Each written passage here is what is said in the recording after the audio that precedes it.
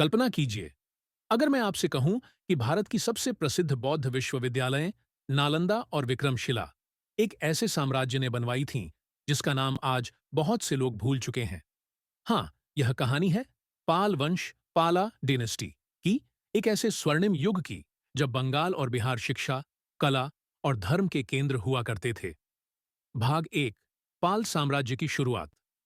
8वीं शताब्दी के आसपास बंगाल में अराजकता फैली हुई थी। छोटे छोटे राजा एक दूसरे से लड़ रहे थे। प्रजा परेशान थी।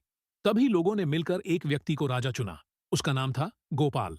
यह भारत का इतिहास था जहां पहली बार जनता ने राजा चुना, यानी एक तरह का लोकतांत्रिक चुनाव। गोपाल ने सत्ता संभालते ही शांति बहाल की और बंगाल को एकजुट किया। यहीं से शुरू हुआ पाल वंश का उदय। बडम भाग 2, धर्मपाल का स्वर्ण युग।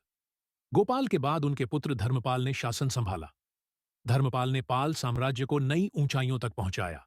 उन्होंने बिहार, बंगाल, ओडिशा, असम और उत्तर भारत के कई हिस्सों पर अपना प्रभुत्व स्थापित किया।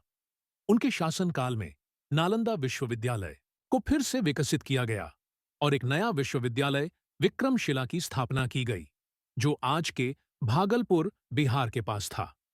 विक्रमशिला में हजारों विद्यार्थी पढ़ते थे। यहाँ दर्शन, ज्योतिष, गणित, चिकित्सा और बौद्ध धर्म के गहरे अध्ययन होते थे।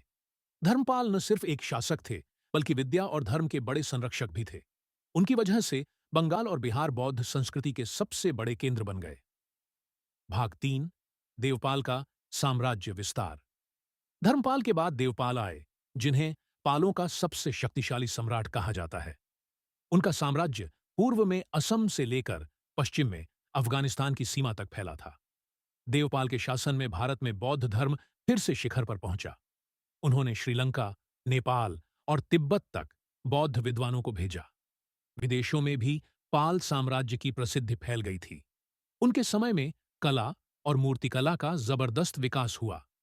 पाल काल की मूर्तियां आज भी दुनिया भर के संग्रहालयों में रखी हैं, खासकर काले पत्थर की बुद्ध मूर्तियां, जो उनकी पहचान बन गईं।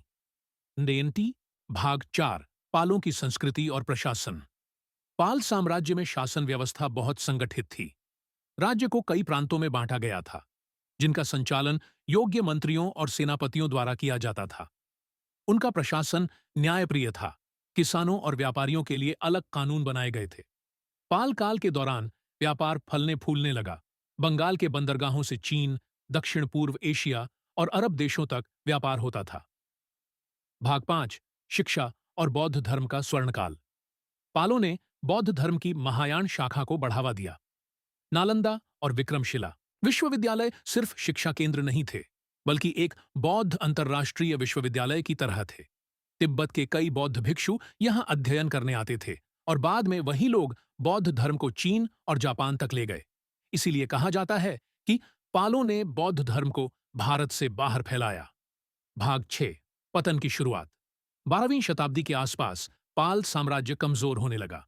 राजाओं के बीच मतभेद बढ़ गए और उत्तर से आने वाले सेन वंश ने धीरे धीरे बंगाल पर कब्जा कर लिया। पाल वंश का अंतिम राजा मदनपाल था, जिसकी मृत्यु के बाद यह महान वंश समाप्त हो गया। लेकिन उनकी विरासत खत्म नहीं हुई। पालों ने जो ज्ञान, शिक्षा और संस्कृति का बीज बोया, उसने आने वाले सदियों तक भारत को गौरवान्वित किया। भाग 7, विरासत और प्रभाव। आज जब भी हम नालंदा विश्वविद्यालय का नाम सुनते हैं या बुद्ध की मूर्तियों की सुंदरता देखते हैं, तो याद रखिए, ये सब पाल वंश की ही देन है। उन्होंने भारत को सिर्फ बौद्ध धर्म का नहीं, बल्कि ज्ञान और कला का केंद्र बनाया। पाल वंश वो नाम है जिसे इतिहास ने भले ही भुला दिया हो, लेकिन उनकी गूंज आज भी भारत के हर पत्थर में सुनाई देती है। समापन। तो दोस्तों, अगली बार जब कोई कहे कि भारत का इतिहास सिर्फ युद्धों का इतिहास है, तो उन्हें पाल वंश की ये कहानी जरूर सुनाना।